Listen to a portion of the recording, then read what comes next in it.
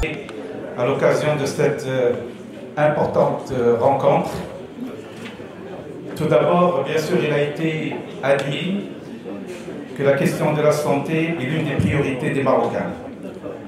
Bien que d'autres secteurs connaissent des dynamiques positives dans notre pays, celle que connaît le secteur de la santé, dans le cadre du projet royal sur la couverture sociale, est encore plus intense et plus encadrée. Le secrétaire général a évoqué deux caractéristiques justement de cette dynamique sanitaire.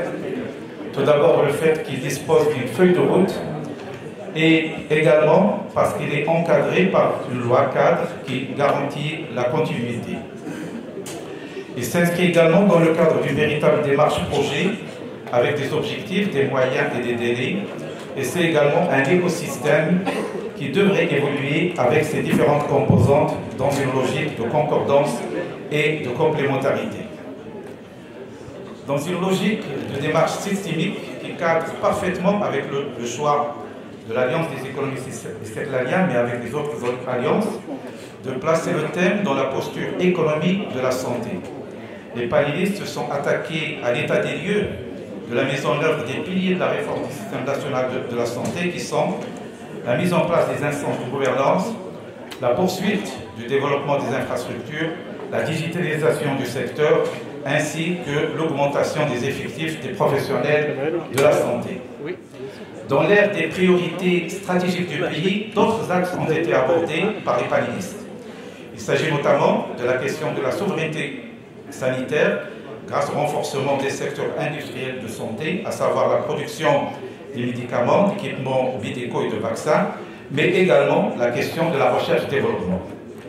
La soutenabilité du système est celle de la préservation de l'hôpital public, qui devrait rester un pilier de la politique sanitaire et l'un des symboles de l'État social, ont été parmi les préoccupations des panélistes.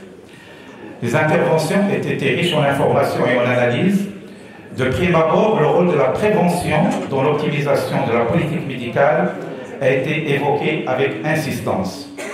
Elle permet non pas seulement d'améliorer la santé globale de la population, mais aussi de réduire les coûts liés aux soins de santé et de maximiser l'efficacité des ressources disponibles. Pour le professeur Alzadi, le budget et les moyens accordés à la politique de prévention, estimée aujourd'hui à 9% du budget, la santé devrait être augmentée pour plus de rationalisation de notre politique santé. 40% est avancé, en fait, comme on parle la part des dépenses de santé qui peuvent être économisées grâce à une bonne politique de prévention. Par ailleurs, plusieurs axes ont été abordés avec trois dimensions: l'état d'avancement, le constat et l'analyse des réalisations. Et enfin, des recommandations. Avec les quatre axes suivants rapidement. Le premier, une couverture médicale généralisée à inscrire dans la durabilité et la soutenabilité. Donc, au-delà de la mise en place du système de couverture médicale généralisée, assurer la soutenabilité et la durabilité constitue un enjeu majeur pour le Maroc, selon nos conférenciers. Les besoins croîtront au fur et à mesure que le système avancera dans la généralisation, ce qui suppose une veille constante pour mobiliser le financement requis. La durabilité passe également par l'optimisation des ressources, par une bonne gouvernance, par un équilibre, une cohérence au niveau du poids et des rôles entre le secteur public et le secteur privé. Selon nos intervenants, la généralisation de l'assurance maladie obligatoire au Maroc marque un tournant décisif pour la protection sociale du pays. Grâce aux orientations royales, cette réforme vise à garantir un accès universel aux soins de santé, indépendamment du statut professionnel ou du niveau de revenu. Le renforcement du recouvrement des cotisations sociales en mettant en place des mécanismes de suivi digitalisés et des plans de paiement échelonnés pour les travailleurs non salariés permettront d'une part d'élargir encore plus la couverture médicale et d'autre part de rendre plus élevé le taux de paiement. La rationalisation des dépenses en médicaments par une incitation à la prescription du générique et une révision des tarifs de remboursement réduirait les coûts de médicaments. Une urgence financière, le coût des médicaments représente aujourd'hui 4,5 milliards de dirhams par an, un poids considérable pour l'AMO. Comme recommandation, revoir la référence des prix pour éviter un coût surévalué, encourager l'utilisation des médicaments génériques. En fait, la part de 40% du marché a été évoquée, sachant que le taux est de 60 à 80% dans les pays développés. Et puis, autoriser les pharmaciens à substituer les médicaments de marque par des génériques moins chers. Deuxième axe, plus d'équité sociale et territoriale dans l'accès au système de santé en gardant une place centrale à l'hôpital public tout en développant le secteur privé. Le succès de la couverture médicale universelle repose sur un secteur public capable d'absorber la demande. Or, plusieurs défis persistent.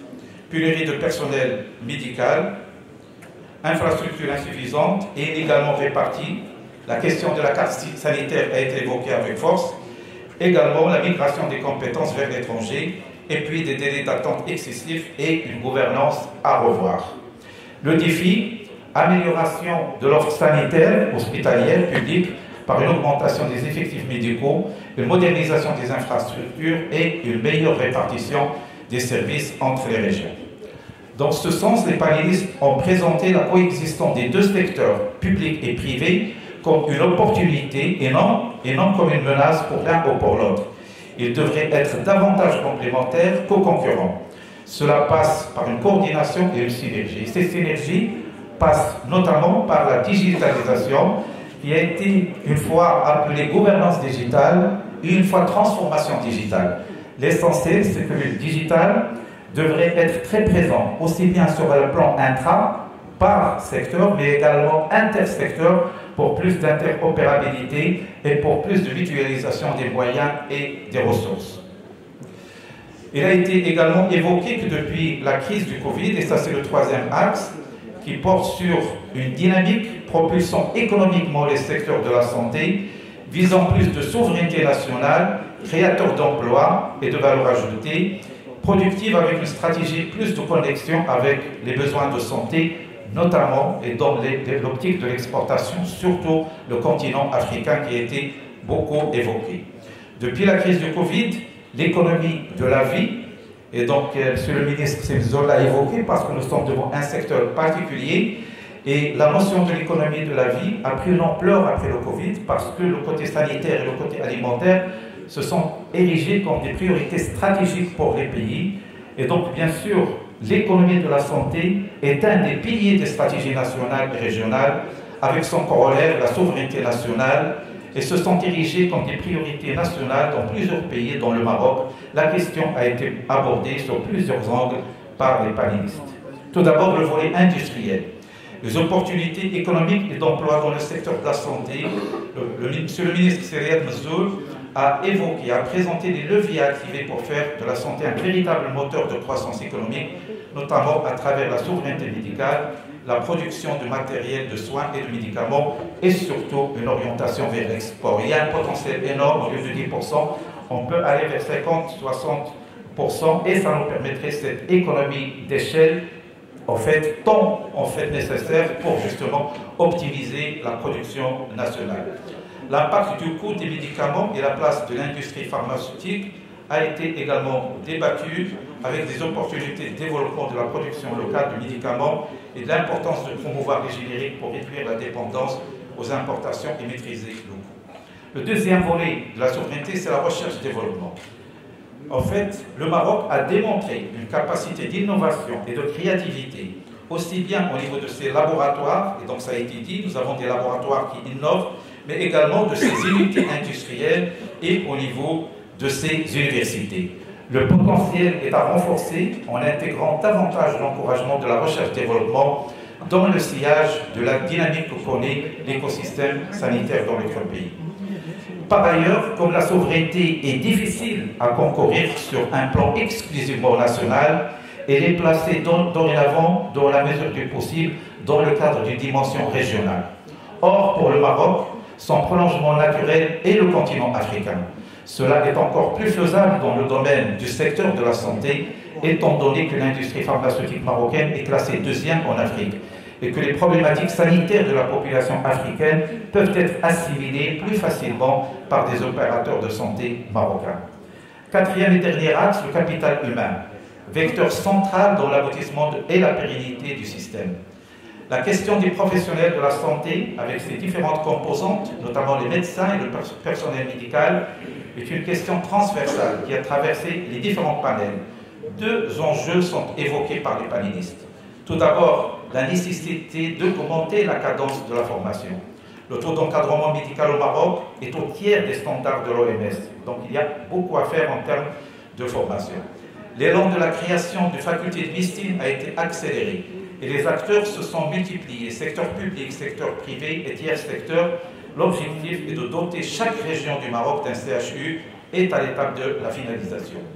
Demeure la question de la rétention des compétences marocaines.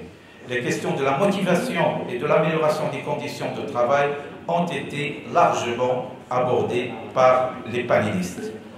En termes de conclusion, c'est un système qui est en marche et qui a besoin d'être consolidé pour garantir sa pérennité.